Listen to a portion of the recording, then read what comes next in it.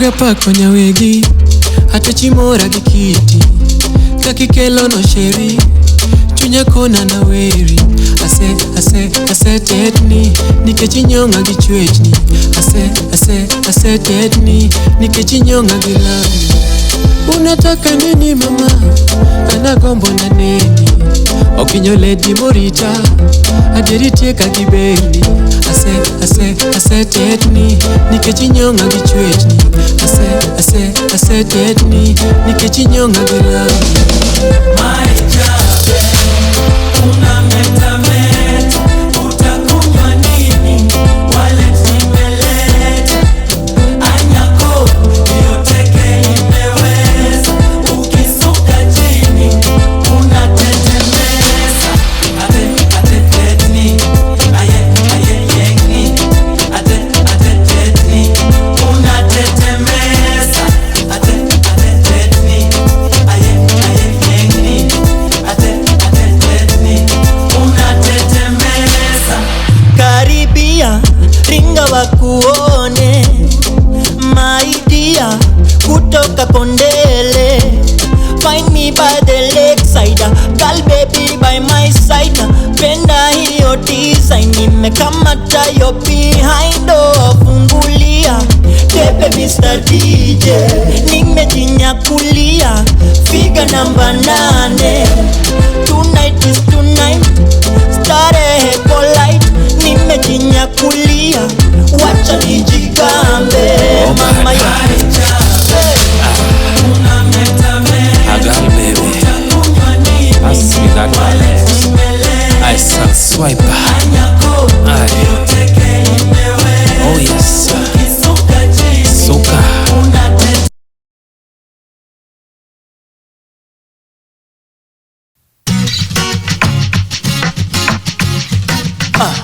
kusema kweli bado na kuhata, and on the daily bado na kufata.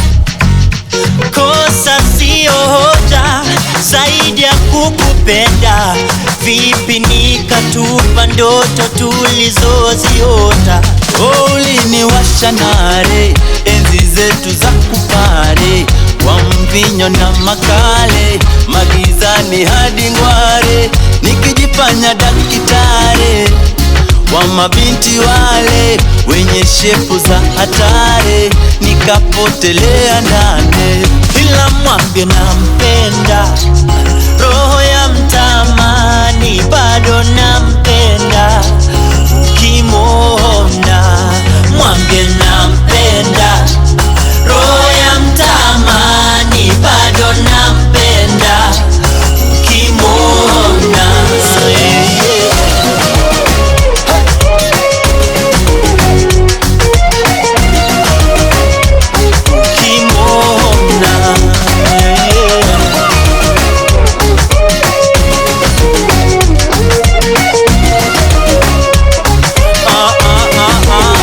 tabasamu la kishua, roho sawa na mabua. I can't help but miss you every morning, vile unapendeza. Kama ningeweza jua yepi ya kutarajia, nisingejipata mashakani kwa niliyoyatenda. Ninayempenda ni wewe, hakuna mwingine wa kubadili penzi. Ningependa tuelewane, kiburi kisinikosanishe nawe. Uliniwasha pale na sikushika nare, ukanisema kwa jirani kwamba mimi kisirane. Aibu za hadharani, vile penzi hatari. Njoo unipe amani kama hapo zamani. Mwambie nampenda, oh yeah, roho ya mtamani bado nampenda. Ukimwona mwambie nampenda, roho ya mtamani bado nampenda.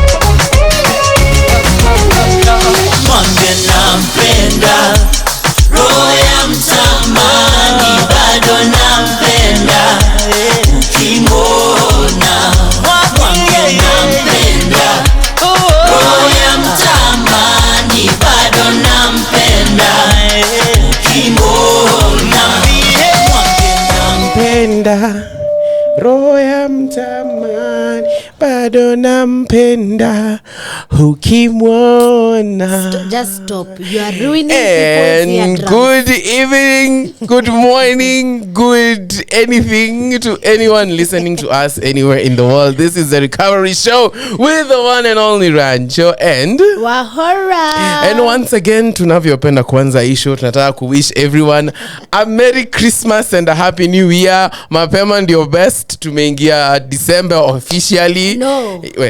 No. Sin stress. No. And Please, also we are only on the 20th. Leo ni 20th. Isha.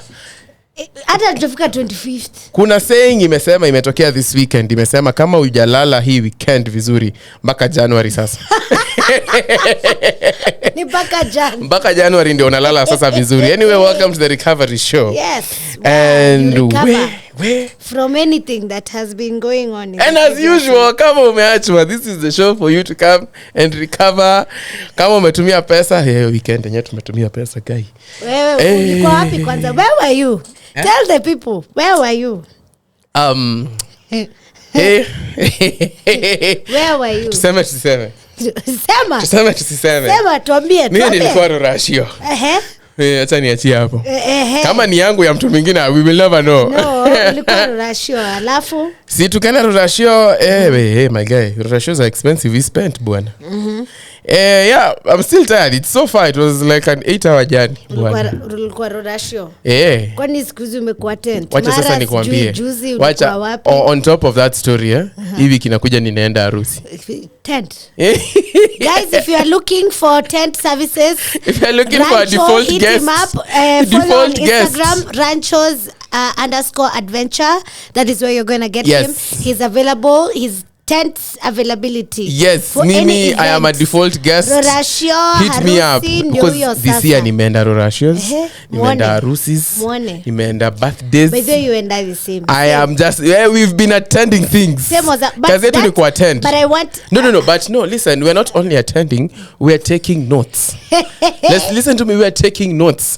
We're not just attending. We want to know what happens in these things, bwana. Taking notes for what? For future. Last I checked, you are not interested. No. You listen to me. You mlinishika vibaya. What I said is I am only interested in rich women. So if you are there, rich sugar mommy. Nime realize there's rich young girls. This guy wants to be kept. Mimi nimetoka kaso. Kuna pesa and sugar mommy. Mimi nataka dema kwa niambia tunaenda Radisson niko seless. I'm on my way. And you're comfortable. Wacha nikwambie. Mtaniongea vibaya lakini muda kula stress mimi nikiwa Dubai. Tungekuwa Qatar sasa tumeona World Cup. Have you seen this show Dubai Bling? No. What is it about? Please, if you haven't watched it, don't watch it. Okay. Because the pressure. You will get worse. The pressure you will get when watching that thing. People out here have money. Yeah, what money? Money. Yesterday I was being told a story of a guy and his girlfriend. The girlfriend has a lot of money. So during Valentine's alimbukia presidential suites. Ya wapi? Hoteli hapa chini inaitwa aje? Kempinski. Villa Rosa. Valued at roughly 8 million a night, because it's presidential suite. Goja. Fanya hesabu, take your pen and paper. 8 million Kenya shillings. Yes, Kenyan shillings for a night, one night. Full course meal, When I say full course, they wabahatishi. Alafu next day akamchangamsha akamwambia, twende pale nitango aje Kayad. I got something for you, baby girl. I got something. Baby boy, let me tell baby boy, I got something for you. That is the kind of girlfriend I want. Wait, are they still together? They just are. Asking. Yes, they are, because nataka kuharibu. Mimi nimechoka. Huyo ndo nataka. That one is the specific one. Young girl, there's a liar who is out here. There's a lion out there. There's a liar, not a lion, a liar. Be careful. Run. Flee, like Joseph. Huyo ndo linaendea. Mimi nataka niambiwe tunaenda kunaitangwa je Salt Lake. Have you been to Salt Lake? I know where it is, but I want those kind of problems. Okay. Nataka nikikuja kwa show na kuambia shida yangu ni vile nitachoka nikienda Mombasa kesho. If you are out there and you are a willing buyer, I am very faithful. despite my name. Talking about faithfulness. Yes. You have no idea what we're going to talk about today. However, before we want to go for a mini break, I would like to, being the 20th, I would like to wish someone very special a happy birthday. Oh, okay. Mr. Kevin. Oh, thanks. Not you. But Nime. Wahome. Happy birthday wherever you are. We are dedicating happy birthday to you by the bond, and we love you here at Radio 254. And keep it locked. Amekulipa. Wacha maswali mingi. Amekulipa. What comes to my pocket is none of your business. Oh, wow, the unbiasedness. You're listening to G_Wahura and Rancho. This is the recovery show. This is G Enjoy Birthday Party by Heart the Band 2. Kevin Wahome.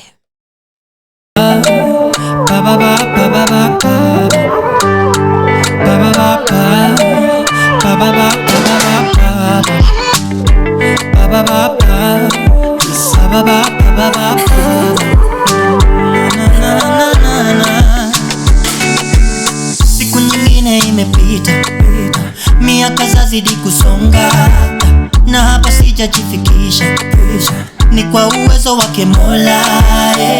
Kesho si guarantee, favors don't come for free. Ask and you shall receive, that's what mama taught me. So when the DJ plays my song, I wanna hear you sing along. And don't let me dance alone, because you already know. Leo tunapare, tulale, because it's your birthday. Enjoy. Leo tunapare, tulale, because it's my birthday. Enjoy na mimi. Enjoy na mimi. Enjoy na mimi. One time for the haters out there, I'm sorry if you think that I care. Two time for the really ones, for the day ones, bado tunaendelea.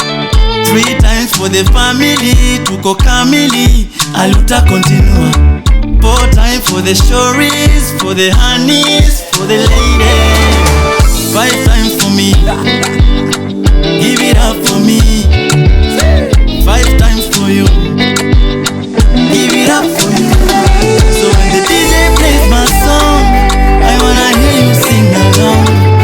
And don't let me dance along, because you already know. Leo tunapare, tulale, because it's your birthday. Enjoy. Leo tunapare, tulale, because it's my birthday. Enjoy na mimi.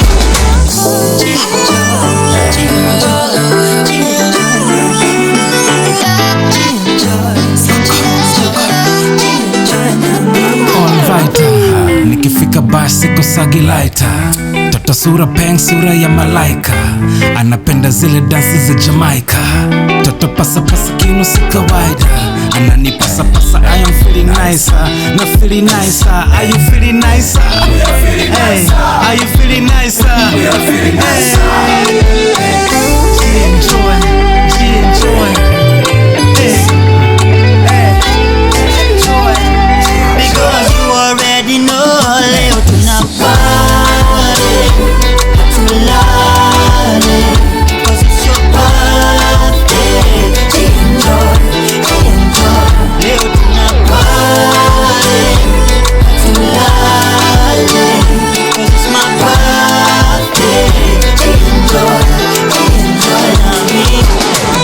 Enjoy na mimi.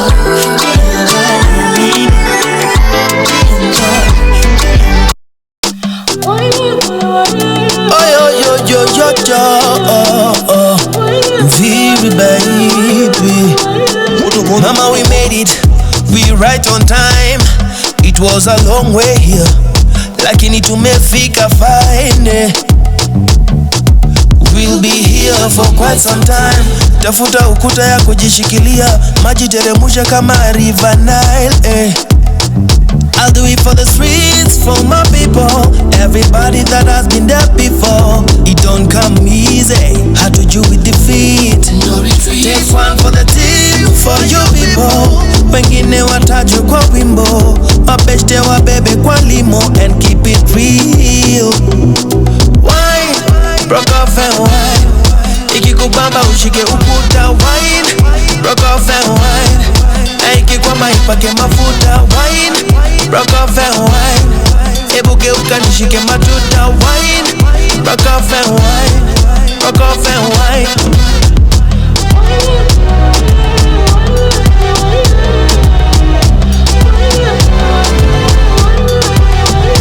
So that I made it in African time. I'm an African child, na niko ready kukupea good times in African style. Organize, we legalize. Leo kila kitu ni surprise. Tesa bila ku-apologize. Cause I do it for the streets, for my ghetto. Everybody that has been there before. It's never easy, hard to do it defeat. Leo party kwenye streets with my people.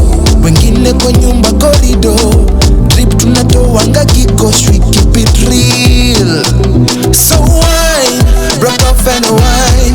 Na ikibamba ushike ukuta, wine, broke off and wine. Na ikikwama ongeza mafuta, wine, broke off and wine.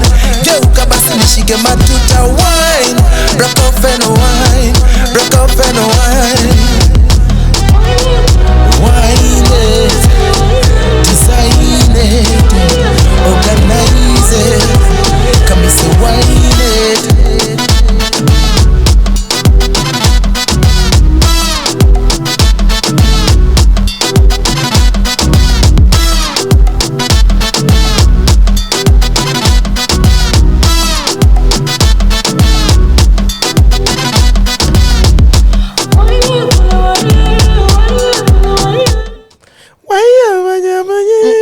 I've told you to stop ruining people's eardrums. Let me tell you, my friend. If you could have been, if you wanted to be a musician, ungeenda utoe wimbo. Let me tell you, my friend. No. Listen to me. Let me tell you something. Let me tell you something. Let me tell you something. You shall not. Hutaficha blessing yangu, hutaikaza. Si uende kwa studio basi. Mimi na Nikita Kering tutatoa collab. No problem. Tutatoa, our next album is dropping, bwana. Amen. Welcome to the Recovery Show. My name is Ranjo. Wacha wewe. And you're listening to Ahura. Anyway, guys, as we all know, or a majority of us know, World Cup has started officially. Wait. What do you mean a majority of us? Kuna mtu hajui? Kuna watu hawajui. With all the advertisement they've done. Let me tell you, there are people who don't watch TV. They don't hata kama no. Blame them. Hata kama it's not even that.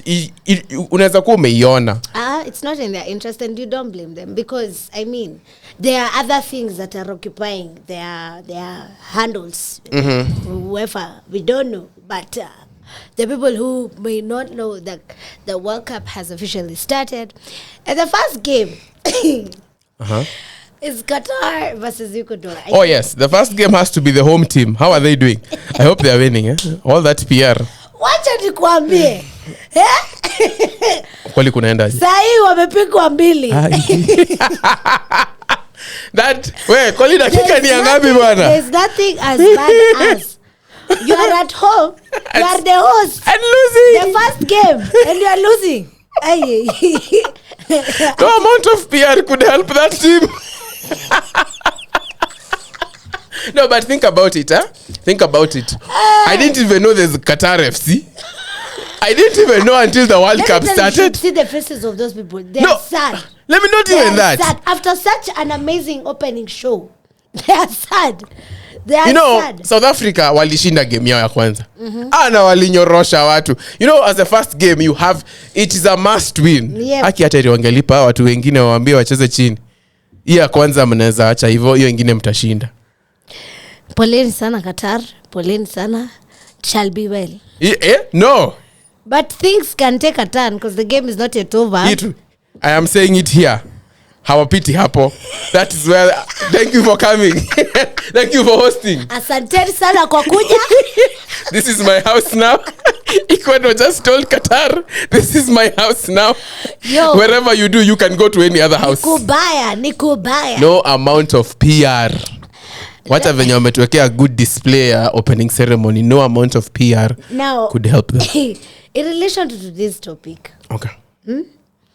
Actually, this is close to what we are going to talk about today. This hits home, eh? It hits home a lot. There's a video that was doing rounds on social media this week, actually the past few days, I think 2 or 3 days. A woman let me first of all give the keyword pregnant woman. Okay. Was heavily caught, well, I don't know if it was heavily, but she was caught sleeping with the pasi. Walishikwa na the husband. The husband caught them in the act. Like literally pants down. Manze. Now even pregnant women are cheating. Unajua? Not this brings me to a song, eh? This brings me to a song by Jaguar. Na inapotea. Kigeu. Aha. Nikienda chini ili nivuke boda, bibi yangu kigeu analala na pasta. Bebe kuna line kayo. And let me tell you, Jaguar was not messing around. I don't know, like, but okay, honestly speaking, I feel like the video shouldn't have made rounds. Yes, made rounds on social media. Who was taking the video? The husband. He had suspicion. Master, on my bed. Wait, kwa nyumba yao? Yes, matrimonial bed. And then there were candles. If this is the there were candles on the floor. There were candles. Modern day sorcery. I think I also saw a calabash. Anyway, guys. The thing is, you know what would be interesting? Of course, it was a wrong thing to cheat, but it wasn't for the public eye to see. Ni mauchungu anatoa. Wacha atoe mauchungu. No. See, for better for us. No. Yes, it's a shameful act, but does it mean you share the clip around? It is Beata, sina maoni. As in, I am shocked by our species. It would be very interesting to find out that it was that pastor. Hii muna overdo. Kina dada. Naweza kuta ni huo pastor ndio aliwawanisha. Ama hata mtu hii labda ni huo pasi. Twist of events. You know, I never thought of it like that now. You know, everything she ever said is a lie. Which reminds me, there was like a clip somewhere. I think it was, I don't know if it was a movie or it was an act. I can't remember. I saw it some time back. The houseboy alikuwa anafukuzwa na the man of the house. Okay. Please take anything that belongs to you. Oh, he was caught with the wife. They were cheating. This man should have taken the nanny of Joseph. They were caught. The example of Joseph. They were caught. Flee. Sasa akaambiwa, please take everything that belongs to you here. I don't want to ever see you again. Hey, the man went ahead, took the kids, his clothes, and walked towards the gate. And then the man was like, where are you taking my children? He said, where were you? After no words were spoken. The man just fell. Hey, Chimo. They normally say, after God, fear women. But generally, after God, fear any man. Any human being. Any man meaning... Specifically. Man meaning human being. Specifically, because women. Out here, by the way, it's not only women who are doing this. Even men. Sioni. Ni kama so you are those people. If you are caught, deny.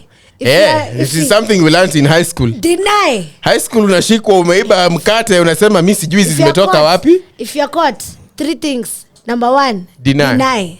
Number 2, deny. If 1 and 2 don't work, proceed to number 3. Follow number 2. Deny. Unaitikia makosa aje? Wajaona mtu amekugonga na gari amegonga na nyuma. It is a fair game. They are at fault, but they deny. But anyway, guys, today's topic is oh my God, is it on the lines of of a pregnant lady? No, why are married men available? Okay, Abu, let's circle back on this topic. Mbona tunasema men? Why are married men available? Mbona tunasema men? Wewe? Mimi nataka no, everyone kama tuko kwa hii nini train. So you want to say why are married people available? Yes. But which stories do you hear? Sana hapa nje. Is it about women? I can neither confirm nor deny those allegations. Thank you, because you don't have any backing up. You don't have anything Please to support. Please kujeni kwa timeline mtusaidia hapa bana. Support your statement. Ni good night. But the question is, this is actually someone who approached and said this is something we need to discuss. And you see, it is the lies that are choking you. It is the lies that are choking you. The thing is, apparently, there's been like 4 married men who have been chasing. Oh yeah, yes. Na acha nikwambie. I think hii Nairobi, hata si Nairobi, hii dunia hakuna dem. There is no lady who has not been approached by a married man. All ladies that have been approached by a married girl say, oh yeah. No one is saying Correct anything. me if I am wrong. And I think I have some bits of analogy when it comes to this issue. This is actually a conversation I've had before with someone. Mm-hmm. I was asking, why do you married men go after... Oh, you asked? Yeah. A married person? Yeah. Oh, this is now interesting. I asked, why do you think married people run after young girls? Yeah. Or rather, why do you think people are cheating? Or rather, the issue of cheating has become like rampant. It's like a daily culture. Thing. It's like a daily thing right now. Must you do it. Like kama hujachitiwa ni vile hujafikiwa bado. Every corner, north, east, south and west. Ni vile hujafikiwa bado. Gosh. Wow.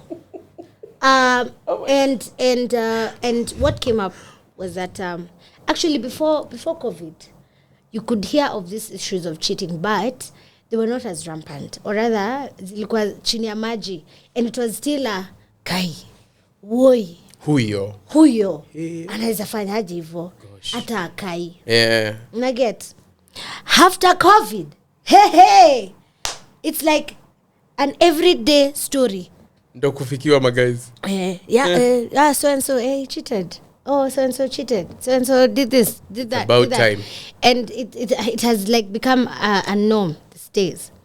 And the reason why I have insisted on after COVID is because I feel like during COVID people were together, like in the house. You're not leaving the house. You and your person. Yeah. People are not visiting each other, number one, because of course nobody is about to die. Nah. Can't risk. So you're stuck in the house with this person that you got married to like 10 years ago. Alafu you start realizing, yani nilioa mtu anafikiria hivi. Ama nilioa mtu anakaa hivi. Yani I married sorry, I don't want to use this stuff because yani nilioa mtu anaweza fanya kitendo kama hicho. Impossible. It's not possible. Because you see previously it was we go home, we get ready for dinner, we eat, we go to sleep, wake up, repeat. So the only time that you're spending with your partner is maybe on Sunday. Yeah. Or Saturday and Sunday. Like and it's not even all weekends napata. So and so wameenda sijui wapi, wameenda conference sijui na kampuni ama wameenda family gathering and sijui conference ndio inakuanga time ya huyo anaitangwa aje. Seems you know best. Mbona anaitwa work wife? Mbona anaitwa work husband? You tell us. Clearly it means to know something. So you're now confined into one space. You're in the same house. You're constantly seeing this person. Mnakasirikiana, or rather you get irritated, you just get annoyed, and then you decide, you know what, I'm not going to suffer. But again, because you don't want to leave this person because of abandonment issues, or maybe you're dealing with PTSD about something, you're like, hey, I can get someone that will, take away the Pain. or take away my thoughts from this person.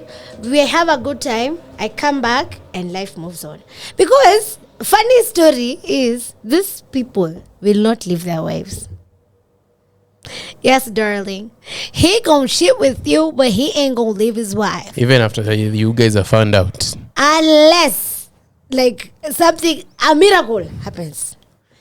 A miracle, they don't come from people. But the funny thing is, back then, enzi za mashusho, maguka, our grandparents, these people would marry these clandays. Yeah. Yeah. Because, number one, it was traditionally acceptable. Yes. Actually, you'd find, like, for example, let me use an example. You and I are married, Yes. for example. And Vita kila siku. please, we are being serious here. Okay. Calm down. So I can't calm down. So we have acquired a lot of wealth. We have a lot of land, and it's getting tedious for me to work on this shamba alone. Okay. So I decided, you know what? Let me bring my sister, who is going to help me. As who? If I have a sister, to come and help me as a co-wife.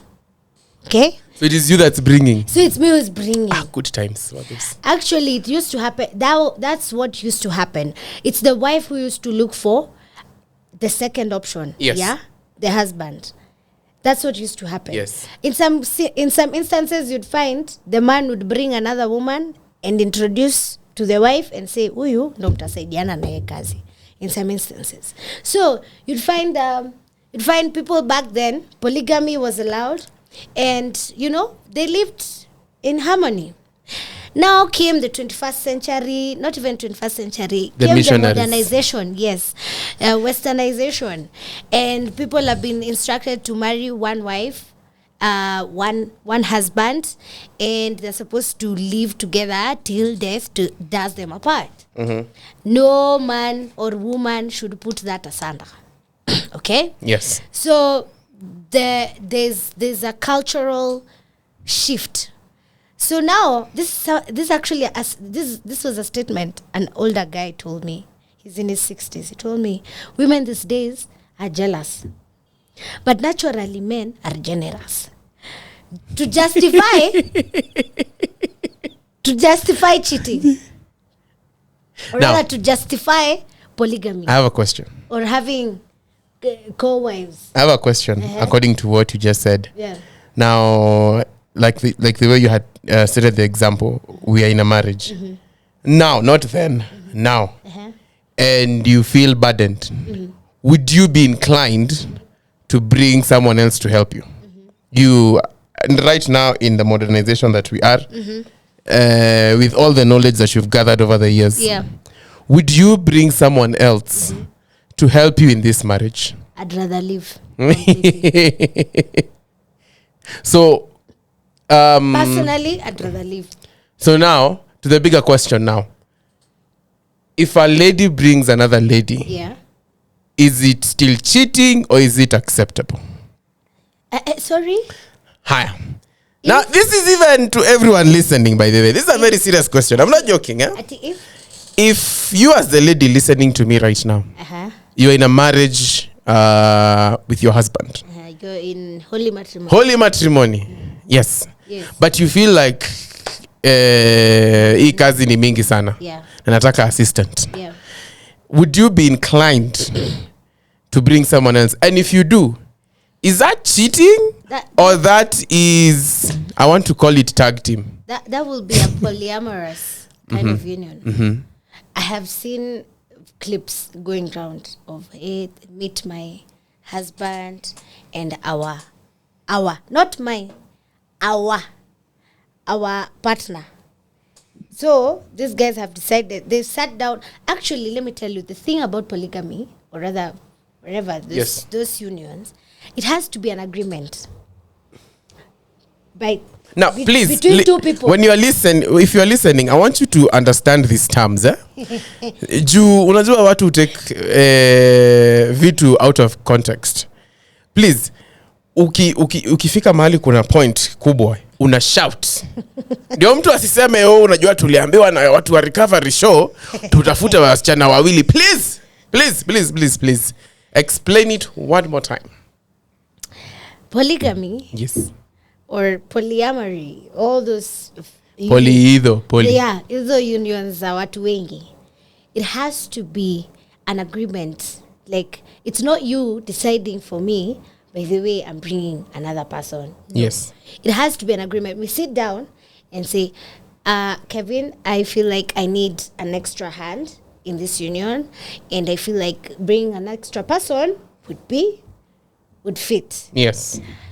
So it is for you to say yes. If you say no, we move. Kaende. But back to our question. What is the chances of a man saying no? Hey. 0. If there's a number below 0, that one. Negative. But the question is, why are married men available? Like, I have given my analogy. You've gotten married to this person, you've lived together, and then now you happen to spend more time together, realize, you know what, I got the wrong deal. And the other thing is, apparently, there's a statement that someone won't go cheating if they're getting everything that they want, or rather need. That is something I wanted to even talk about. There's always something they're looking for. Either they're looking for companionship, either they're looking for... Are you not married? Intercourse, or either they're looking for... It means you don't have a friendship with your partner then. It means there's a vacuum.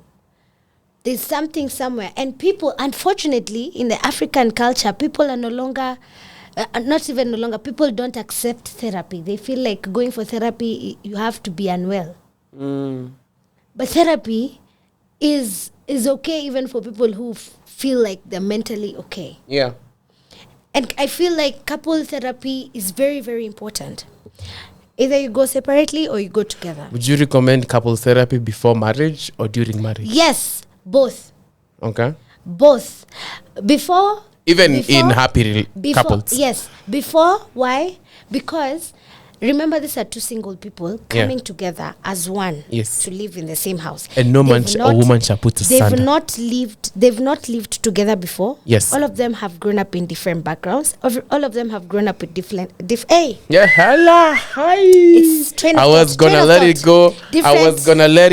Different ideologies. Yes. All of them have different thoughts. All of them have, they're green, let me say.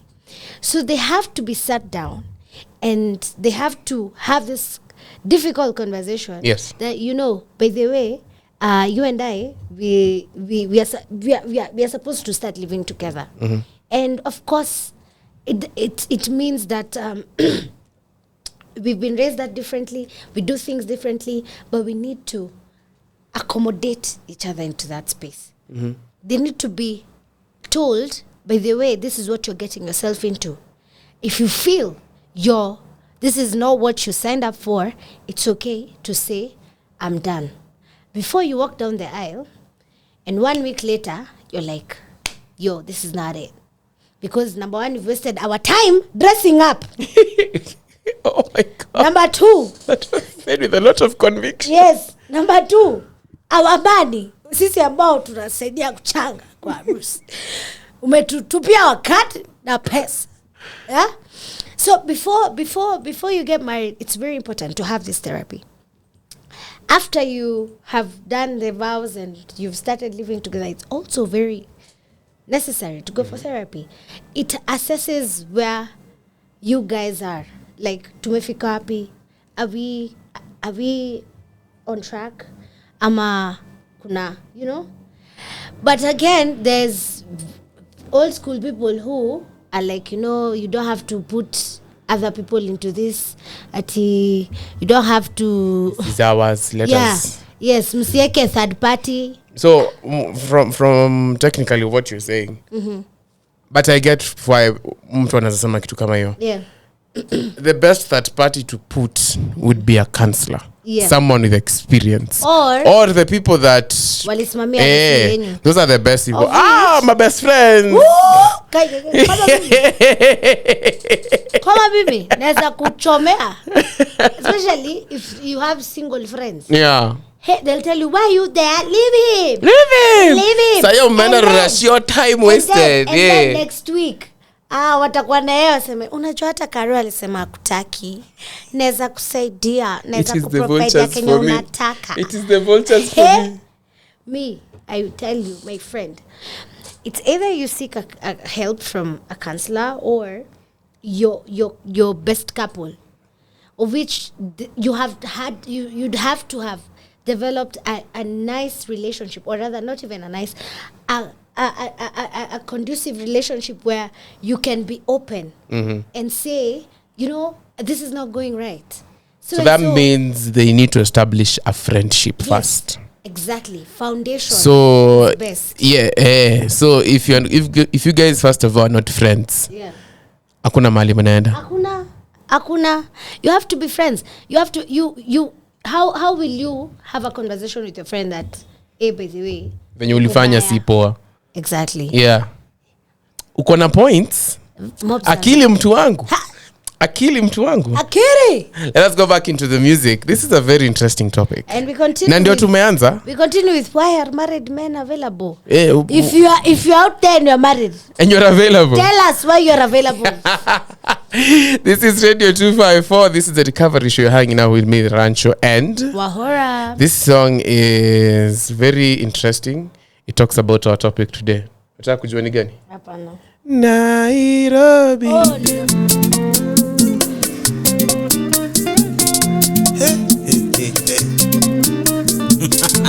Maajabu. Suda. Habari mbaya zimenifikia, mandugu zangu wananikulia, kumbe sahani yangu ni sinia na inaniuma sana. Yule mpenzi niliaminia, nikamuweka mbele ya dunia. I must be tripping nikikurudia, umenitesa sana. Nairobi, yule anakupea, bila ananipea, akikuletea, ananiletea, wanakula fea, sote tunashare, ogopa sana.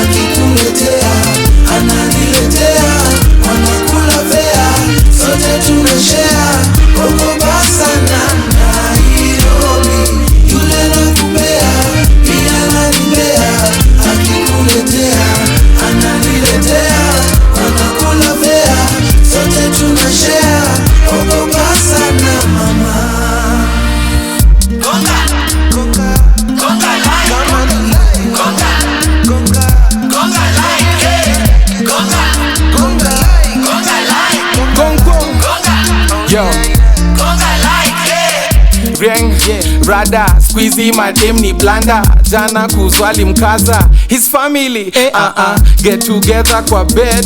Your story tumekata. Maboy wengine blanda watakukulia mama na kuchekeshe sana. Madem madem wa siku hizi wana machali wengi. Nilichapa moja juzi ikaingia ndani dive Nairobi, yule nakubea, pia nanibea, akikuletea, ananiletea, wanakula fea, sote tunashare, ogopa sana.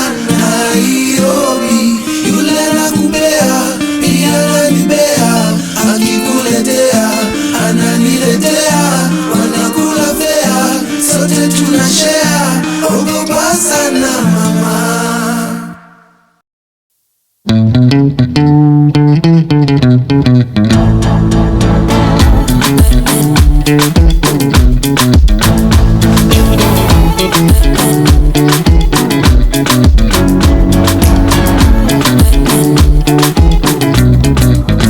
Oh Susanna, I hope you're happy now. I see you flexing on the ground with your sponsor. Susanna, I hope you're happy now. I see you change your skin color and your hair is longer now. Na kuona pale hapo kando ya Champs-Elysees, ukitesa na kamini none of my business. And I see you in London, silicone on your bum, shaking what your doctor gave ya, on your worst behavior, Susanna Banderas. Hello, hello, hello, hello, hello. If you got to hear this song, somebody loves you. Susanna Banderas. Hello, hello, hello, hello, hello. Change your mind and come back home. Somebody loves you.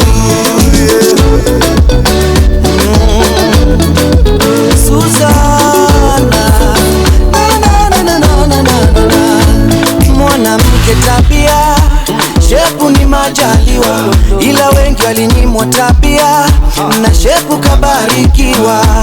Mwanamme hisia, pesa ni majaliwa, ila wengi walinyimwa hisia, na pesa kabarikiwa. Na kuona Brazil, hapo Rio de Janeiro, ukiongezewa nywele senje, none of my business.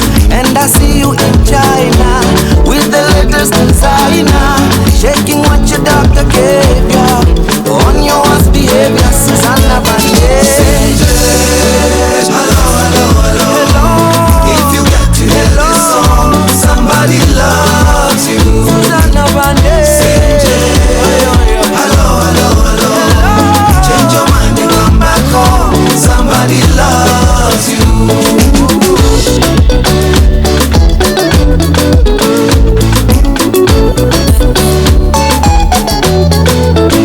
Aisenje nakosa usingizi usiku kucha mina dua. Aisenje akilini moyoni bado we wanizuzua. When are you coming home Senje? Tell me are you on your way? Kife tukipendana Kiromeo na Julia. Aisenje nakosa usingizi usiku kucha mina dua. Aisenje akilini moyoni bado we wanizuzua. When are you coming home Senje? Tell me are you on your way? Tufe tukipendana Kiromeo na Julia. Aisenje bane Senje. Hello, hello, hello. Hello, hello, hello. If you got to hear this song, Senje, come on. somebody loves you. Oh Senje. Hello, hello, hello. Change your mind and come back home. Somebody loves you.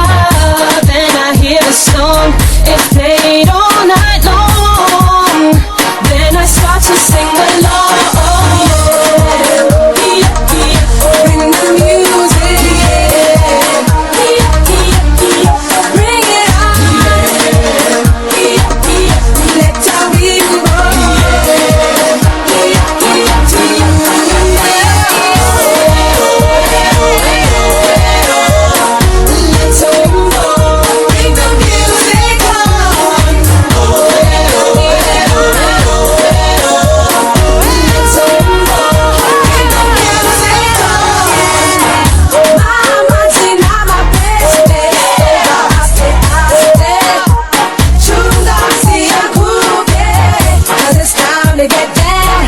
When you hear this sound, come take it and around. Yeah, bring the music. Bring it on, bring it on. Let your rhythm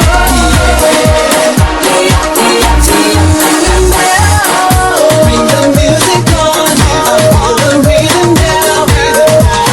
Walk it on to take it all around. Bring the music on, feel the rhythm now. Walk it on to take it all around. Take us here.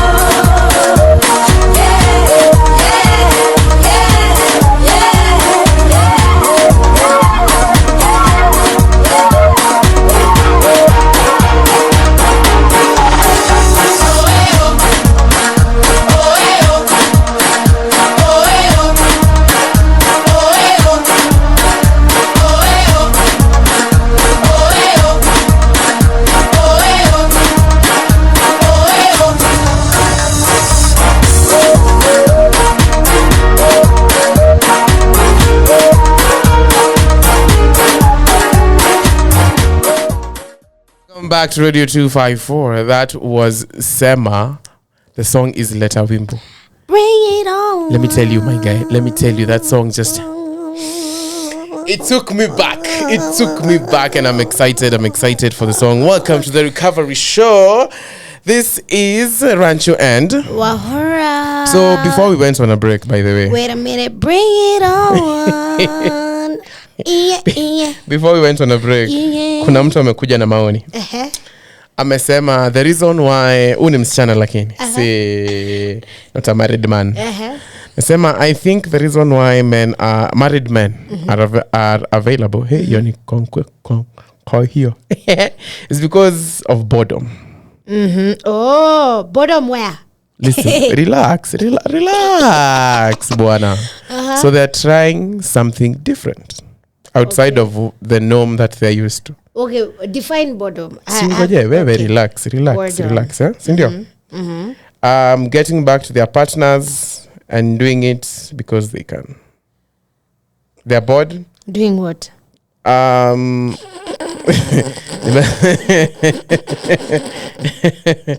But get point yake. But like we said, one wouldn't go out if they're getting everything that they want. Yes. Think about it. If you're in your comfort zone, spice things up in your relationship, women. But you see, even if you also still spice things up, sometimes it's not enough. What do you mean? Have you not seen cases where, for example, the lady comes and says, I tried spicing things up, I tried being different, and it still didn't work? Well, it doesn't mean you change. It just means go out of your comfort zone, really. If you need to go to Masai Mara to just reconnect, please go. Set some time apart for you to have some quality time with your partner. Keep away the boredom. Because I'm thinking... Make things interesting. Yeah. Changamsha mtu. Mysterious. iba gari yake ifiche mahali, wacha itafute, let it be like ilikuwa inaitwaje hii game, treasure hunt. Sometimes usikue tu mtu wa kuitikia tunaenda out, be different chukua gari enda ufiche. Kama mnaishi somewhere like Westlands, chukua gari peleka Rongai, eka kwa Kayad, na uambie wasiuze, ni parking umekuja eka kwa Kayad, iache hapo. And then yeah, by the way, if you are listening to me, don't be that usikae tu hapo. Speaking for the men. Yeah. Sasa zingine tunataka kuchangamshwa, you know, kama ni mtu wa gaming, chukua PS. Usipe best yake ataharibu, hide it, alafu unamwandikia note ya find me. Yeah, find me. PS. PS, the PS. Draw a map. Umwambie it's a treasure hunt. For every question you know about me gets you closer to the PlayStation. Unaanza unamwambia what is my favorite color? Yellow. It is red. Hujui. Every time you una mess, a point is deducted, the PS inaendelea ikisonga. Sasa umepe best yako afiche tu. Unamwambia nayo job kana nayo huko. Unasikiza tips. Yeah. Make it interesting. But I agree that boredom can make someone become available. Hey, again, I think also I hear this from different circles. Okay. When kids come into the picture, the woman forgets the man. Your attention is drawn to the kids. Everything is now about them. You forget that there's this person that deserves love as well, that deserves time, and attention. That deserves attention. There are people who normally say he's your first baby, which I refuse. He's a human being at all, not even tall. He's a grown up, a fully grown man. What attention does he need? Why should they be called a baby? No. It doesn't mean that you treat them like a baby, no, but give them the attention that they need. Even if, of course, if you have an understanding partner who gets it that your kids have come, especially, my heart goes out to those people who get twins, triplets, like, hey, guy. If one can make you not sleep at night. Sembuse wawili. Watatu. So, number one, it calls for you to have an understanding partner. And at the same time, also, you have to also, put in the work. Don't leave your partner to, do all the work, kutafuta ati, let's go out. Even you think about this other person. And as much as you're thinking about your kids, I don't have kids, I don't have the experience, but these are just my thoughts. Have some time that you have set aside for you and your husband. And I think that way, also make him understand before it was just the two of us. Now there's someone else, or there are others that are depending on us, and this may take a toll on me. I would appreciate if you maybe help me this way. You also need to let them know that it's not the end. I'm not saying it's the end of things. It's not. I'm just saying it's a temporary. It's until these guys become independent, or rather they become.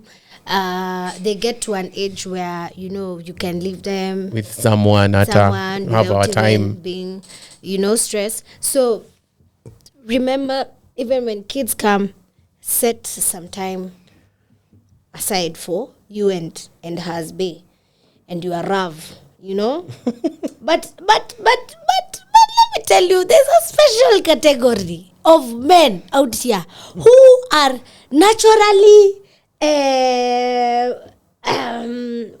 don't want to call them scavengers, but naturally nifisi. Naturally, as in they may be getting everything from their wives, lakini they still want some something out here. They want to they want to feel like they still got it, like they want to test whether bado wako na game. So anaenda out kutafuta kasichana. Alafu next minute msichana anaumia roho cause the man amemkatia simu, ashiki simu zake ama amemblock ama the wife found out and then he's like oh I deny but alafu 3 months later anarudi anatafuta msichana alafu msichana anarudi becomes a psycho. You remind me there are people who are living like that. You remind me of a story. It was actually trending sometime this week. It's on the same topic. Yeah. So there was this lady. She was praising. She was saying she divorced this guy after 9 months of marriage. But she was giving us a backstory. And then she deleted that because regrets. Akasema, I met a man. And he was the best thing that happened to me. I mean, he gave me the world. He was there when I needed him. People were jealous of us. My friends were asking me where I removed him from so they can go and get him. That is how good he was. Wait, is this the husband or this is the wife now telling the story? Alikuwa anasema he was literally the man. She was saying he's the man of her dreams. However, fear such lines. However, this one lie she couldn't get away from. Yeah. So this man did not tell this lady that he has kids. Yeah. Not just one. Yeah. 2 teenagers.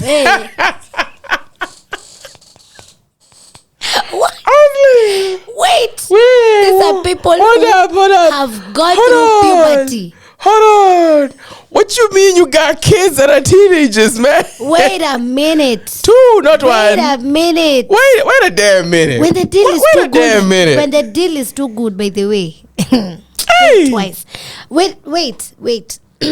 This is the girl giving her story. She's talking about man. She's talking about the man she left. She's now divorcing. Hajamalizia ni kuanzia. Amepatikana unajua juzi. Wait. So the man waited until wawane. Ndo aseme. Ndo kama hata si ati alimwambia. She doesn't say how she found out, but she says he did not tell him. She found out. So that means I don't think he would ever have told her that I have 2 teenagers somewhere that are my children. Now, that brings me to before tutoke hapo. That brings me to the standards nimeona watu wanaweka squeeze. Kama hujapata 400 and above KCPE. Hiyo ni standard ya kwanza. The other one, you have to declare your children. Men out here, we have been told we need to declare our children. Not our wealth, but our children. It is part of the standard in a first date. So okay, in a first date, listen to me very well. Ask if he has children. If he denies, investigate. You have the chance. This is your first date, so you have the time to look and find out for yourself. What did you want to say? My question is so these teenagers, they are being raised by someone else. I think it's co-parenting. They're co-parenting. Yes. So there's nothing that is going on. And how? But you see, there's always something. How long had they dated, like, before they got married? But you see, she didn't give the account. All she said, they've been married for 9 months. Jesus Christ. And she's not looking back on this. Because this lie will manifest into something else sometime. Like what? I don't know, but that's what she was saying. So alisema ya hana patience ya kukaa hapo ningoje. Let me tell you. Young woman. Out here, there is scarcity. So that's what I was going to ask. Do you think she's jumping into conclusion too fast? Or do you think that's the right thing she did? I wish, number one, she would have sat down and asked this person why they found it in their right mind to not talk about the fact that they had kids. And then, based on the information she gets, she would be able to now make a conclusion and, a judgment. Because, to be honest, out here, as we speak, watu wengi wako na watoto huku nje. So many people declare your children, so many people have kids out here. So many people. Yeah, come a disclaimer. Yeah, so many people out here. When they were younger, they did stuff. They got a kid. They said, "No, we're not going to abort. We're going to keep this child." So what happens in such a situation? I feel that there are people who find it hard to talk about such issues because those are sensitive matters. Yes. And maybe this person is trying to wrap around this kind of situation. But again, also you're a fully grown adult and you do want a healthy relationship with this person. It also calls for you to take the initiative and say things as they are. They take you as they are or they leave it. I mean, it doesn't. Yeah, because I'm also thinking if he explained to just say, like, by the way, even if it is the day before the wedding, yeah, yani, to make sure like you're starting this thing on a clean slate, like this person knows. Because again, remember, this is going to affect this woman emotionally. What will be her take on anyone that she meets in the future? Because now, again, there's two sides. She can leave without asking for an explanation, but again, also ask for an explanation to know why this person. In the event something happens, the same thing happens, you kind of have a rough idea, I guess. I think you weigh the pros and cons. Unaangalia, is this someone who I've been able to establish a why, and find out why do we need some time apart first before we decide. Do we need some time apart first before we decide to move on with this divorce or continue with this marriage? So, hey, it's a tricky situation. I think my brain is even heating up. Yeah, because I'm trying to understand if you found someone who's taking care of you that well. Yeah. There's the good side, and you'll always remember the good side. And it will always hurt you because you know how it feels to be loved. But then there's that one thing that they never told you, which is not something small. So it's a bittersweet moment. Yeah, it's a bit. I feel like if the man was abusive and the man was always on the wrong side, then sure bet divorce kaende. Like you're bad, number one, number two, you're even hiding stories. But I feel if this person was giving you everything, it's okay. It's always right to hear their side of the story and make a judgment from that. Yeah. What happens if you asked them and they denied? And then 10 years later, flee. 10 years later, mko mahali unasikia dad, Apana. and you know ile yenye like imepatikana and it's true, you have facts and you have proof, and then this person denies, run, flee. You never know, maybe this person might be into illegal business like we were talking about last time. And you need to testify. I mean, way. Let me ask you a question now. Yeah. Almost in relation to what we're talking about, because today is a very interesting day. Have you ever broken up with someone? Yeah. And how did you go about it? Hey. Do you have like a specific formula you use? Hey. And if someone is listening and she broke up with you, please do tell us how it went. Do you have a specific formula or? Of course, the last time I broke up with someone was some time ago. Yeah. And I honestly feel I wish I would have done it better, because of course did you ghost? No. Wow. Just know I did something really, really bad. I wish I'd have done it better. Right now I'm a bit more mature and I would handle things differently. You see, at that time I was going through a rough patch. Like mentally, I just felt like there were some things that were not sitting right with me. And this person was not taking initiative to, be the person I wanted them to be, or rather, it felt like we're on two different pages. Paths. Yes, two different paths. So me, the bad thing about me is when I get mad, I say things. And no going back.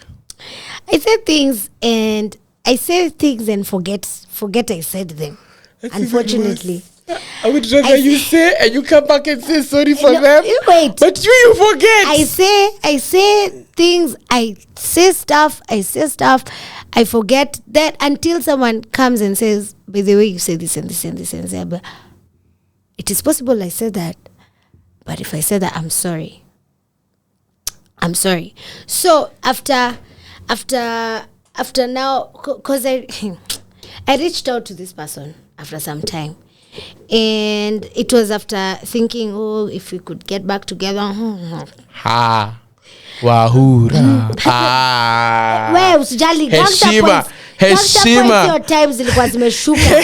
What I was going, nimekwambia I was going through something. Oh, so it was okay. Something. Okay. That one we can allow then.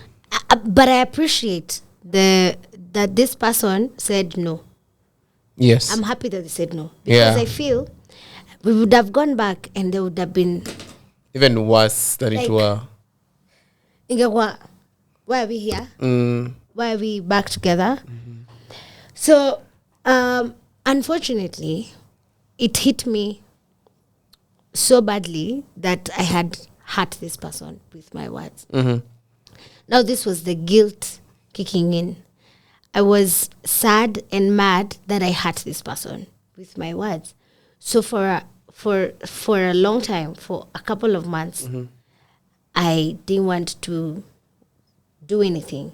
I was going through depression. It was that bad. Because the major thing was not even because we broke up. The major thing was because I hurt them with my words.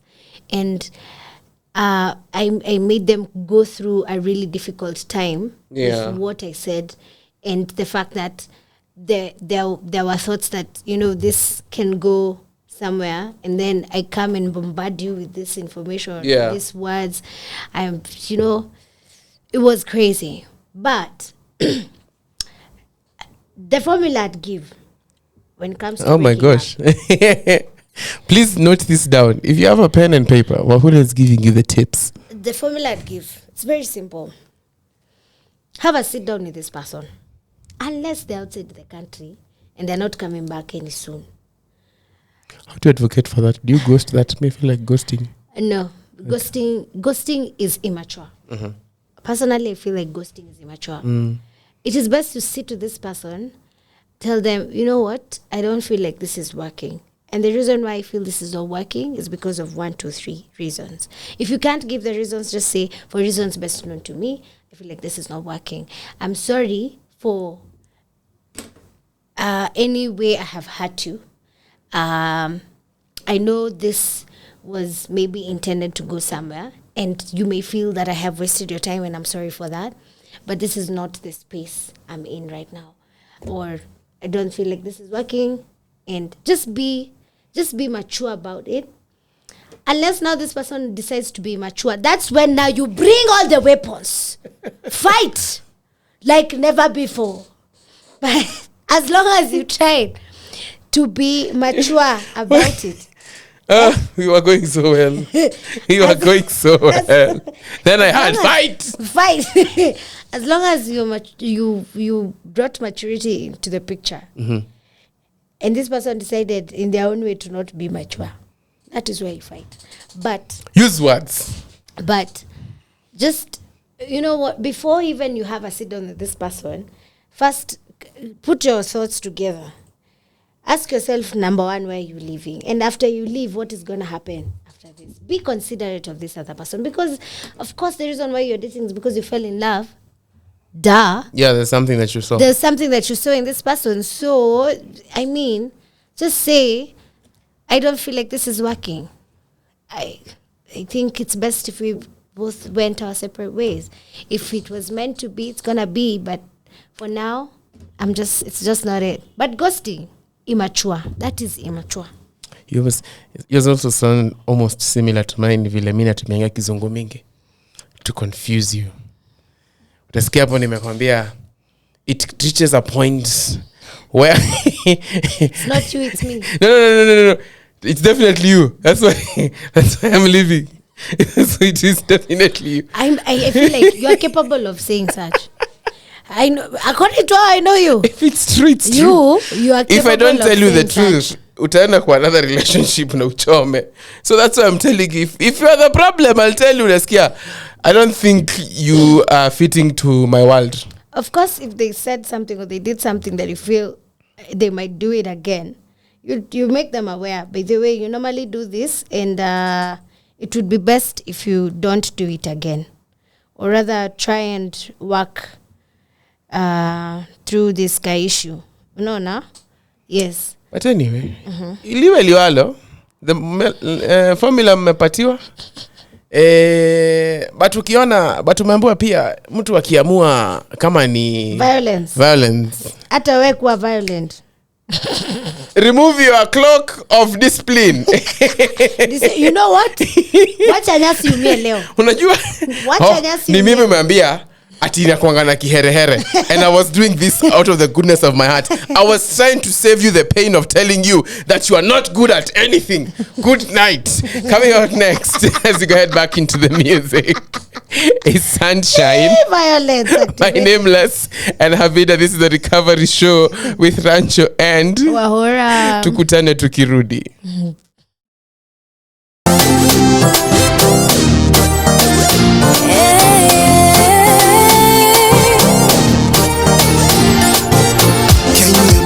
Sunshine, baby. Will you be my sunshine? Lady, can I call you baby? Call me baby. Baby, can I get your number maybe? Maybe. Nataka tu juane, nataka tu onane, nataka tu elewane, nataka tu pendane. I see you wanting me. I see you checking me. I see you wanting me, and baby, think you're fly. I see you watching me. I see you checking me. I see you wanting me, and baby, I can see it in your eyes. I see the sun shining bright, shining bright. When I see your smile, I feel the sunshine. You are my sunshine. Yeah, baby, allow me to drive you crazy. You can drive me crazy. It is meant to be. You can't deny this destiny. You don't have to say it twice, baby, I'll be right there. And it's crazy how you make me feel from across the room, lady. Baby, give me your hand, I'll take you places you ain't never been before. You don't have to say it twice, baby, I'll be right there. Truly, I can see it in your eyes. I see the sun shining bright, shining bright. And when I see your smile, and when I see your smile, I feel the sunshine. I feel the sunshine. You are my sunshine.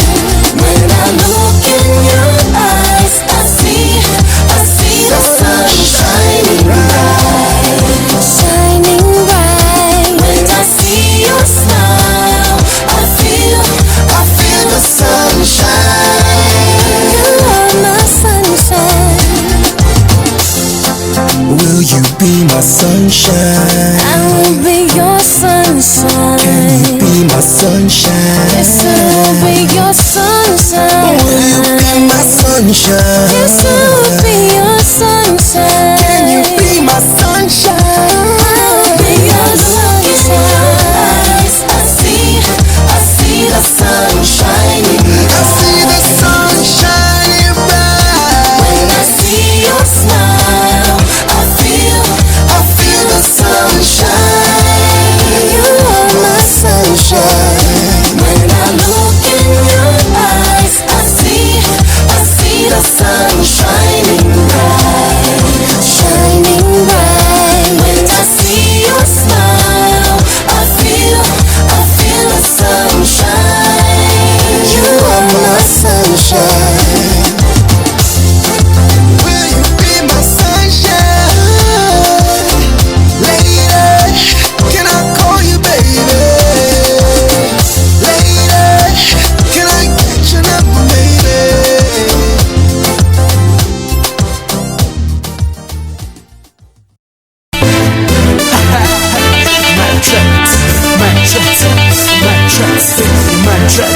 tracks, hey, my tracks, get down.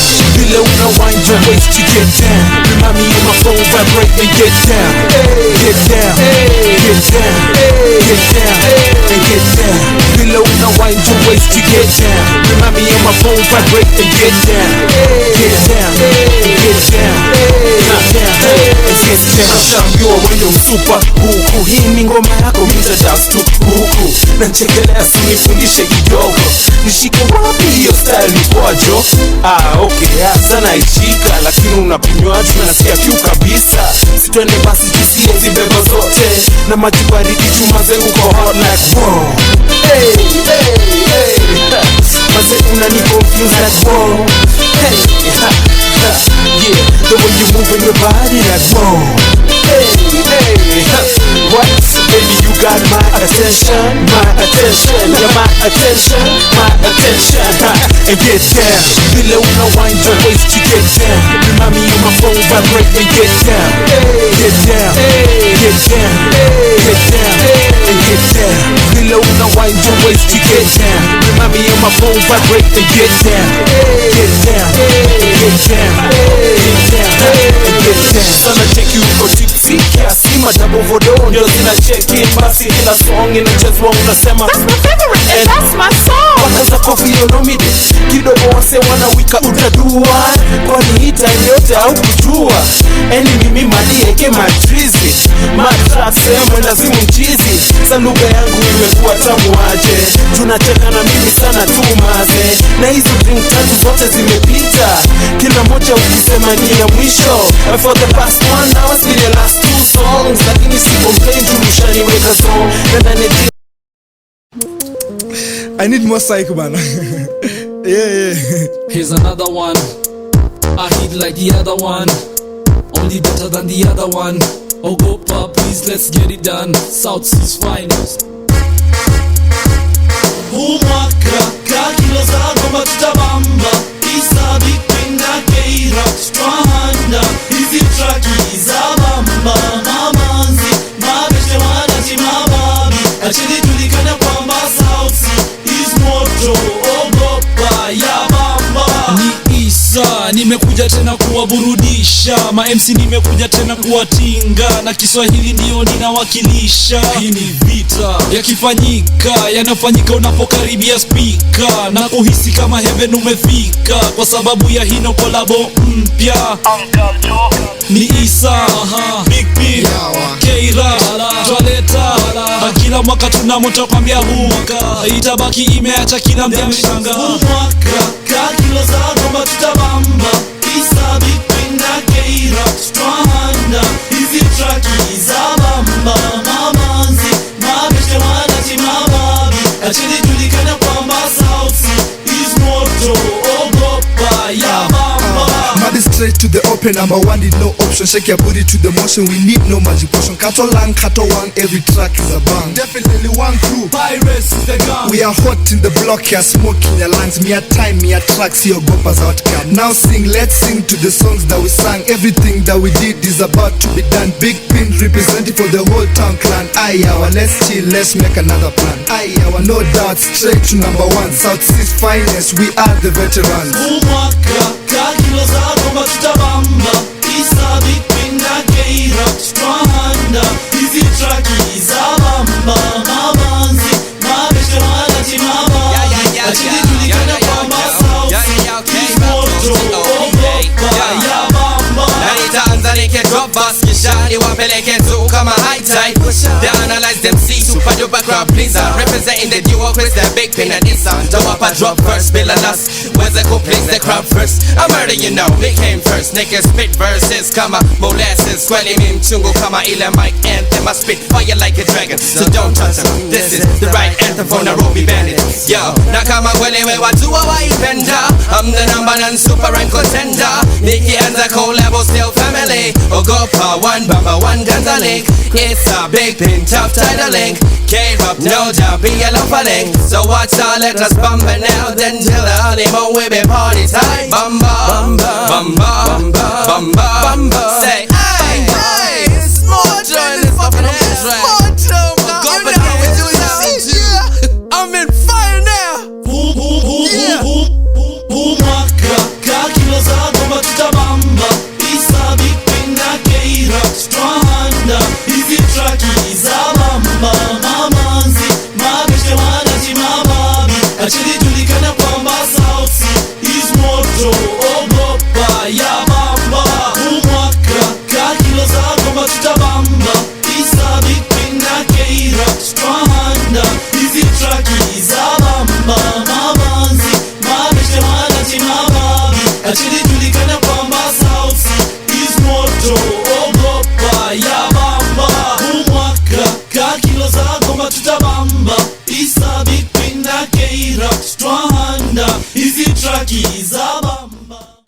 Welcome back to the Recovery Show. This is the one and only Rancho and Wahura acha kutafuta majibu hapo.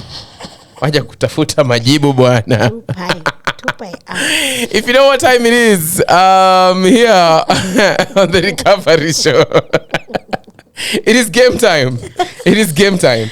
So every time I'm always the victim. Of course. But I always win. Winning is we need to define the word winning, eh? No, if what you do is winning. I always win. So today, just like last time, you're gonna do some math. Apparently people loved the math so much because I was winning. That's just to bring I it. was just shocked by my answers. Shut up. You need get your pen and paper. Are you ready? Always ready. First question. What do the angles in a triangle add up to? Would you 180. 180. Correct. What is the symbol for centimeters? Would you Goja, CM. What is the Roman numeral for 14? 14 is just a moment. Would you XIV. Okay.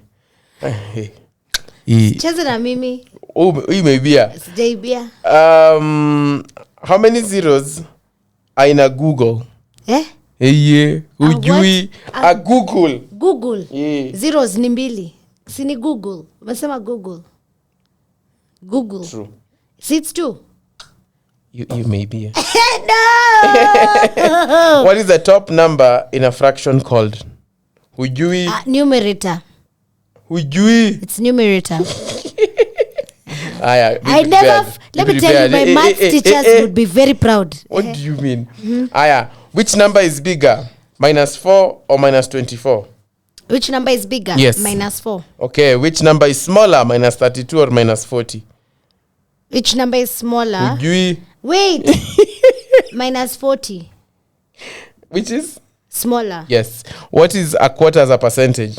A quarter as a percentage is 25%. What is 75% as a fraction? 3/4. What does probability add up to? 1:1.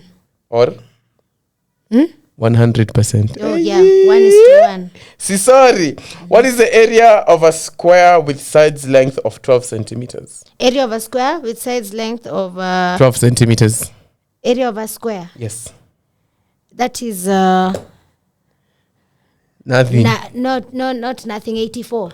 No. Area. See, yes. 12 times 12. Which is 84. No. Wait. 12 times 48. What is 12 times 12? 12 times 12 is 48. It's 48. It's 48. It's 40. Not 48, guy. Oh my God. 84. It's not 84. It is not 84. Wait, what is 12 times 12? What is 12 times 10? 12 times 10 is 124. How? 124. 124. 124. It is not. Wait. 12. Wait. How can? Wait a minute. How can it? 12 times 10 is 120. You see, you are. How could it be 48 then? It's 120 but 10. 48 is the what is it called? The perimeter. Yes. So I'm still correct. However, what do you mean? I have created my own question. Yes, but you've not answered the one I'm asking. What is the area? It cannot be 124. 124. It is not 224. It is 144. Okay, 144. Aki. Oh my God. Usijali, I'll redeem myself. 140. Hey, how did I feel that one? I know. Next. Baka maswali But 12 times 6 is 84. My guy, you told me, yeah? Not 84. Yeah?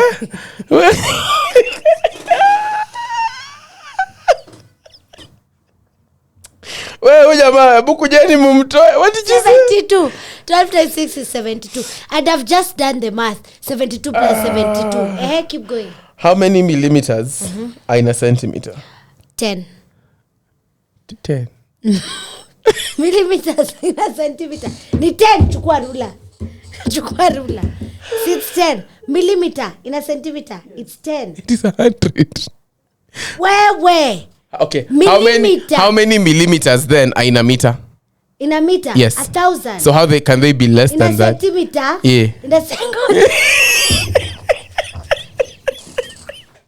How many? Goja. Millimeters is not.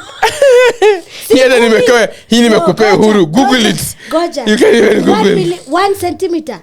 How many millimeters are in 1 centimeter? Rula. Si zinakuanga zimepangana per centimeter. Si ndio? Umeniuliza. How many millimeters? In 1 centimeter. It's 10. I know it's 10. Nataka tu kukupima.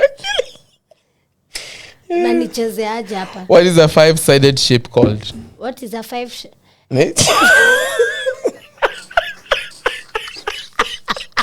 hexagon. Hexagon. A 5-sided shape. Hexagon. 5. Yes, hexagon. 5. Hexagon. That's 6. Oh, pentagon. Oh my God. Pentagon is 5. Nilikuuliza last You are week. confusing me. Nilikuuliza last week. Wacha nile kama revise. What triangle has all the sides equal in length? What? What triangle has all the sides equal in length? What is the name of that triangle? Pass. What is the name of that triangle? What? It's an equilateral triangle. Oh, I knew it was. I was about to say equivalent. Oh, nikakumbuka equivalent is not mathematics. Equilateral. It is an equivalent triangle. Yeah, it's an equivalent. Oh my God! It has. I swear. This is also another one from last week. If your friend has 4 apples and you take away 3, how many apples do you have? 3. You can't. Let us go back to another one. Today. Hi, umejibu. How many zeros are in a million? A billion, sorry. A billion. Yes. 9. How many zeros are in a million? 6. How many zeros are in a trillion? 12. It's 12. Yes. Why? What is the name of what is the other name of the perimeter of a circle? Circumference. Even the producer had to come and tell you. Circumference. Circumference. Hata nilisema I'll never forget it again. What are the first 3 digits of pi? 3.14. What is the longest side of a triangle called? A hypotenuse. What is the shortest side of a triangle called? The width.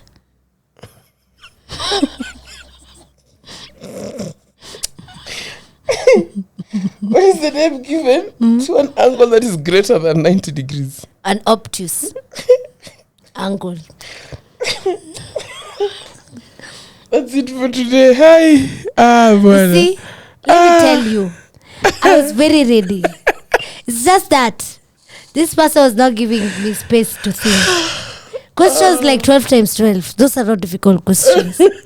That's something I do at the top of my mind. Yet you fail. You're asking me these questions at night. You should be asking me when I'm fresh in the morning. Hapo nitakujibu very fast. Tutakuwa kama wanahabari tunangoja nje ya mlango yako. Madam is 12 times 12, 48. Uongo. Einstein and I deserve nothing. A seat together. Where? Wewe ungepata ngapi hapo? Zote. Yes. Google hata uko unajua ni nini iko na zero ngapi? Ni mimi nimekuambia umejua leo. Wewe relax.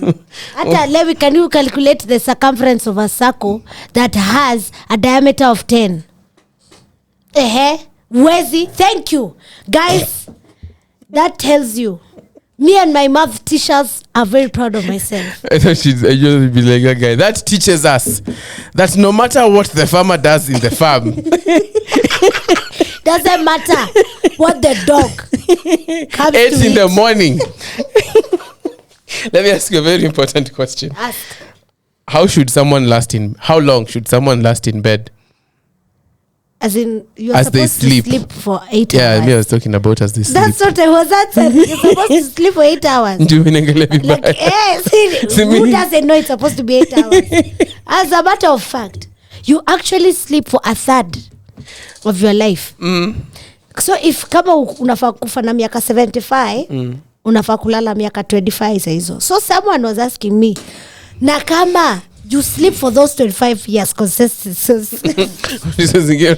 consecutively, takumeamka. Ukiamka hivi nikaenda kazi paka huko. So for 50 years you're supposed to be awake. Working awake. Macho hivi, macho nyanya. Yeah, awake. But oh my God. Recommended inakuanga between is it 6 to 8? Yes. Yeah, 6 to 8 hours. But some of us we sleep for less. And some more. Because I guess on Monday. Some of us we sleep for less. Let me challenge you with something. Yeah. It is scientifically impossible for you to swallow 3 times. Swallow? Like if it's saliva, anything. 3 times? Yes. Like you can until your body refuses. Consecutively. Yes. Now this swallow is listen. Yeah. So you can go 1, 2, but the third one your body Goja, relax. Don't kill yourself here. Don't kill yourself here. So your body in the third round it refuses. So start 1. Ngoja gather up saliva. I knew when I'm gonna ask you this, you're going to try it. So even you at home trying, it is difficult for by the third time you're trying to swallow saliva, you'll have a hard time. Bro. You can tell how difficult it is. So it feels like you see when you're swimming underwater without oxygen. Yeah. That is exactly how it feels. Yeah. Umesikiaje? Mbona ni ukweli? Venye sina mate. Hakuna. Otherwise it's your body refuses. What about water? Water unajua unaweza because it's flowing. But it reaches a point where unatosheka. Unajaribu tena. Hata ukijaribu aje, it is scientifically impossible. Umeweza mara 3. Hakuna. Na huyo mwenye alisema it is scientifically impossible. Alikuwa afanya nini ndo akadiscover hiyo? Sifuri unakonga tu idol. Yani, I can also come up with something. It is scientifically impossible, by the way. To what? Finish. To what? I'll give the answer there next time. Let us head back into the music. No, by the way, just a moment. Just a moment. Look like you just weekend moja November ishe. This month has really gone too fast. Am I the only one feeling the same way? But nope. Anyway, guys, mziki. Cheze mziki. Swallow saliva thrice and prove Kevin wrong. Sauti is moto, ogopa ya bamba. Mr. DJ, Mr. DJ, Mr. DJ, twende kazi wewe. Mr. DJ, Mr. DJ, Mr. DJ, twende kazi beshte. Mr. DJ, Mr. DJ, Mr. DJ, twende kazi wewe. Mr. DJ, Mr. DJ, Mr. DJ, twende kazi beshte. Lazima useme mwenyewe najua, nina mademu akishua sura macho mbele na nyuma. Si lazima useme mwenyewe najua, nina mademu akishua sura macho mbele na nyuma. Swing muziki ni bomba, talanta sindumba, Afriki acha kuzuba. Tata amsha hizo mpacha. Swing muziki ni bomba, talanta sindumba, Afriki acha kuzuba. Tata amsha hizo mpacha. Nina mademo kila kabila wakamba wajaka, mademo kubugi na kucheza chakacha. Don't you wanna get with me tonight? Naughty exercise. Nina mademo Afrika na siringi, na mapandre makala singa iko nini. Hiyo mpacha ya maanisha nini jama? Kitaka kujua kuja nami bara, mahali kuna mabebe kadhaa. Nice bums, ala Friday Sunday tuko ndani ya chapa. galaxy. Madem kama 30 kuna joto vinasti. Wengine wakonje, wengine weusi weupe, wengine dere pole pole, achana na shoti. Vitendo vinafanywa ndani ya moti. Judema ameshapiga magoti. Swing, swing, muziki ni bomba. Talanta sindumba.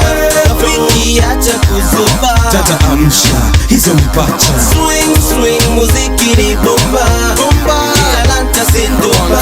Rafiki acha kuzuba. Dada amsha, hizo mipacha. Shorty nataka wakati nipakate mini skati na shati nivue mpaka mwenyewe useme utaki girl. The way you popping ni lazima nikustaki girl. Kwa maze itabidi nimesema ha, lakini kwa nini mamini zinanifanya na sini ndakuvua toko kwa maji kasamaki girl. Ukina mami nasimama na nasimama kinyama. Jilaze mami lala na mtalala salama. Basi fanyeni the clap ka clap, wale huko nyuma ongezeni the toe to toe. Your boy the big toe. Lazima useme mwenyewe najua. Nina mademu akishua sura macho mbele na nyuma. Hey, si lazima useme mwenyewe najua. Nina mademu akishua sura macho mbele na nyuma. Hey, swing swing muziki ni bomba. Talanta sindumba. Rafiki acha kuzuba. Dada amsha, hizo mipacha. Swing swing muziki ni bomba. Talanta sindumba. Rafiki acha kuzuba. Dada amsha, hizo mipacha. Mr. DJ, Mr. DJ, Mr. DJ, twende kazi wewe. Mr. DJ, Mr. DJ, Mr. DJ, twende kazi beshte. Mr. DJ, Mr. DJ, Mr. DJ, twende kazi baby. Oh, we, you and me, nyash naka baby. Swing, swing, muziki ni bomba. Talanta sindumba. Rafiki acha kuzuba. Dada amsha, hizo mipacha. Swing, swing, muziki ni bomba. Talanta sindumba.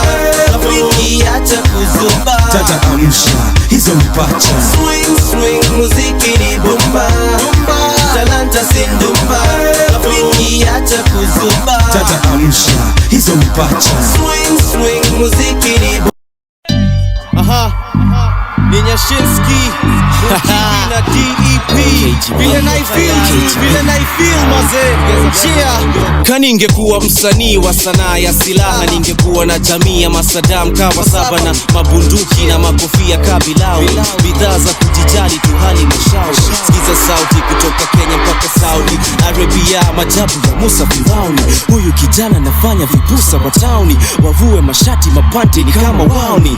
Wenda wazimu na saa, sikiza hii story vizuri jamaa. Rap naifanyia chapa na mafanzu wanao nipenda jamaa. Sata ukinichukia siwezi jali ya saa.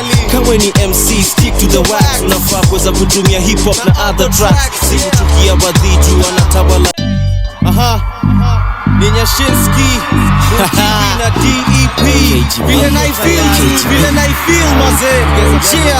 Kani ingekuwa msanii wa sanaa ya silaha, ningekuwa na jamii ya masadam kawa saba na mabunduki na makofia kabilau. Bidhaa za kujijali tu hali mashauri. Sikiza sauti kutoka Kenya mpaka Saudi Arabia, majabu ya Musa Firauni. Huyu kijana nafanya vibusa wa tauni. Wavue mashati mapanti ni kama wauni. Wenda wazimu na saa, sikiza hii story vizuri jamaa. Rap naifanyia chapa na mafanzu wanao nipenda jamaa. Sata ukinichukia siwezi jali ya saa. Kawe ni MC, stick to the wax. Unafaa kuweza kutumia hip hop na other tracks. Sikuchukia wadhiju wanatawala industry na we bado uko chini. Kabla jina yako igro jipe miaka kaa 8. Kalazman kutukane ndo ujulikane. Hip hop ni culture ya love usisahau. Pole kukwambia sikuchuki na kudharau. Tuendelee ama tusiendelee? Tuendelee ama tusiendelee? Tuendelee ama tusiendelee? Tuendelee ama tusiendelee?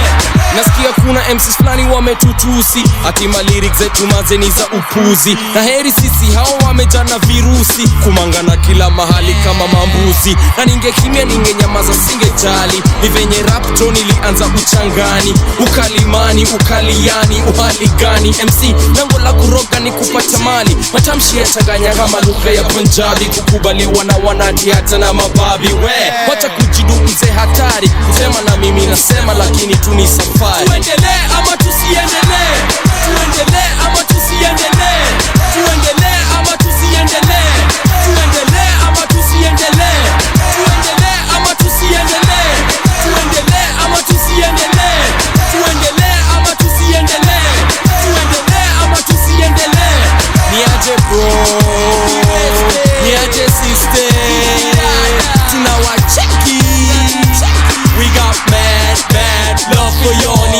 bro.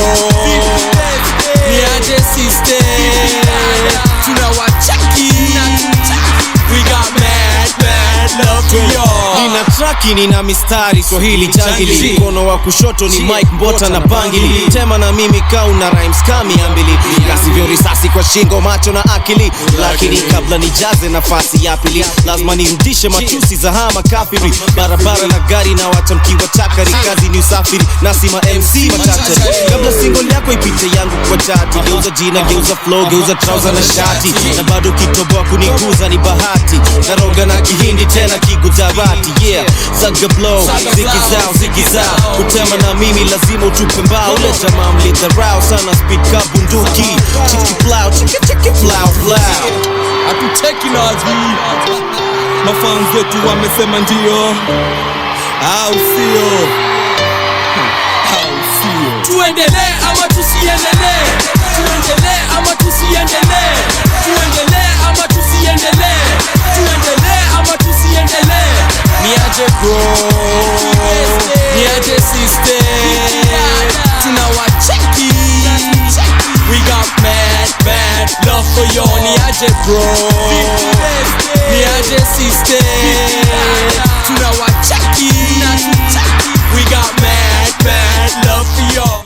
Yo, welcome back to the Recovery Show. It's me, Wahora. And me, Ranjo. And that song just takes me back. To where? My best old school Kenyan music of all time. Let me just tell you, generally old school music is the it. Old school Kenyan music. Yeah. They just don't do it like that, man. Like there's a way tunaweza sikiza mix, but the moment uneka old school, they touch somewhere. Somewhere. Bless those people, man. Bless those people. But anyway, guys, today we're talking about why are married men available. But initially there was a question of why are married people available, but we broke it down. Yeah, married people, haina wait, because we only know of married men. But the thing is, I think we have established that the reason why some of these people do it is because of boredom, number one. Number two is you realize down the line that you got the raw deal, you get the wrong deal. And got the short end of the stick. Yeah, you're like, hey, man, kumbe nikubaya hivi 2 kids later. But we have also realized that there are people who maliciously do this for fun. They just want to see if they still got it. Come on, as a dem box. But the thing is, the love of the game. For the sake of your kids, for the sake of the sanity of your partner, it's either you decide to marry a second person and you tell your partner, by the way, I've decided to marry someone else. If they're okay with it, fine. If they're not okay. But again, no. There are people that may not sit well with them. I think there are people who just do it for the thrill. Again, by the way, thinking about it. It's just fun. Bottom line, kama unaona unashindwa, heri tu basi uamue uchukue mwingine. Ama you just have a sit down with your partner, tell them, by the way, I just feel this way and this way. Because I feel like having these conversations can help a lot of marriages. Just you'll find maybe both of you are struggling one way or another. So work towards making it better. I can imagine how it can be living with the same person for more than the number of years that you have lived with your parents. So having healthy conversations behind some of the things that are making you guys not have a very good time, or rather having a rocky marriage, it's lakini we, it's tricky. Maybe I'm not an expert. I'm just saying my thoughts. I'm just saying on how you would tackle it. Yeah, and the conversations I've had with married people, with people who are looking forward to getting married. So these are just basically thoughts behind all those conversations. However, if your partner, now the woman or the man, sometimes, in very rare cases, but sometimes, if they want help and they bring someone, it's a conversation as well you need to have. Yeah. So, in short, what we're trying to say, in every situation, or ask yourself why are you available first. If you find yourself too available, talk to the person who is your partner. Mwambie, this and this I'm not getting from you, and I wish some things would change. Is it so hard to tell someone that? Communicate. Mimi, by the way, marafiki nimewambia, I don't feel this thing is going anywhere. I feel communication is very important, even in friendship. And it should be the foundation of any relationship. Have good communication, because you respect your friend. Exactly. And which reminds me, by the way, there's something called boundaries in dating. There's something called boundaries in dating, and there's also boundaries in marriage. Yeah. Oh, okay. What are boundaries in marriage? What are boundaries in marriage, and what are boundaries in dating? I think this is another conversation on its own. But I feel friendship, communication go hand in hand. If you feel like kama mabeshte atusaidiani, work. I mean, you can always make new friends. Always make new friends. But I feel for you to get married, that you must have had a friendship with this person. Yeah, you must have trusted them. You must have trusted them. Because I'm trying to think. Because you have to marry your friend. Because, my friends, love is not a feeling. It's a choice. You choose to wake up to this person every day.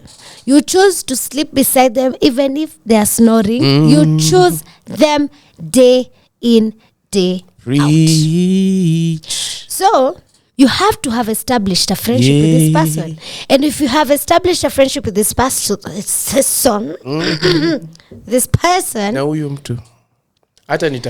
communication should be very key. Should be at the top. They normally say that men are the worst communicators, but I believe it's not the case, because there are men out here who are very good communicators. Where? Iko wanaume wanajiongelelea huko nje. Vizuri. So, let's stop hiding behind, but generally, I'm not a social person. So what? So you want me? Have a conversation with me. Communicate. Ladies and gentlemen, if you've not caught what Wahura has said there, men in her inbox, men in Wahura's inbox, she has said, if you want, now I'm just echoing what you're saying. Amesema, please, kama iko kitu ambacho unataka kumwambia, sema. Plus, usikae hapo ukifanya vitu una assume anajua. December ndio imefika. Yeah. Tell me before the new year. Because the new year I'm a different person. New year, new me. New rules. New rules. So please, in people in your DMs, people in your chats, please take note. Mmepewa pointers. Kama mjai sema Wahura anapeana pointers, ndio hiyo. But bottom line, yes, guys, we have said that someone would not go out if they're getting everything that they want or they need in a union. So for someone to go looking for something, for someone to go looking for companionship, for someone to go to travel to Masai Mara with someone else, it means they're not getting Masai Mara. During my time when I was doing photography, I still do, when we go for trips, yeah. Ipo time, there's a time nilipiga these two people, a lady and a guy. Nikaenda kuwapiga picha. And they paused. And then they realized wamepigwa picha. So they came to me, they were like, hiyo unaweka kwa group ama unatumia watu? Niko sasa siwezi tumia mtu, manake you guys are too many. Yeah. I wouldn't know who is who. Yeah. Akaniambia mimi nitakupa jina langu na namba yangu. Yetu ikifika tumie kando. Usipost hiyo. Niko. Oh, yeah. Mbona? I wanted to know. Akasema you see demo wangu na mimi si chali yake. Chali yake ako home na demo wangu ako home. You guys. It is that interesting. You guys. They literally told me send to different people, send to us, and then we'll know what to do from then on. Guys, nikubaya. Anyway, that's our time. Thank you for listening in. Till next time, stay safe and take care and love yourself harder. You've been listening to Wahora. You can follow us on our socials, G_Wahora and Ranchos_Adventure. Yes, and tell us if you have something that you think we should talk about. Also, Wahora, as we finish, what team are you supporting in the World Cup? Brazil! What do you mean? Brazil. Kina Jesus. Yes. I'm going to go with the greatest of all time team, Portugal. We'll see how it goes. I wish you success. Siko kwa kanality. Ndio. Jack on the jack. Ilibidi niokoke ndo niwashe jiko. Siko kwa kanality juu niko ridho. Ulimi bado ridhe, risasi zipo. Mistari bado kali na mizani zipo. Silabi simple kama